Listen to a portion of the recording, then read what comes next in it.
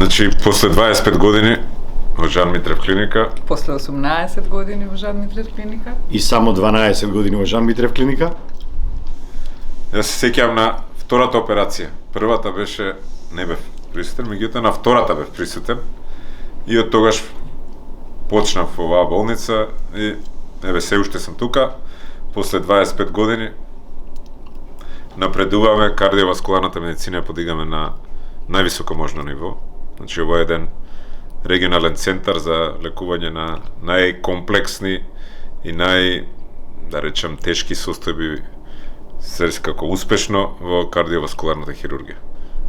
Јас се сеќавам на првиот компјутер, 2008 година, на првата дисекција, Станфорд А, која јас работивте, кога за прв пат во земјата направивме нови стандарди, нови протоколи за кардиоваскуларна диагностика, особено прегледите на срце.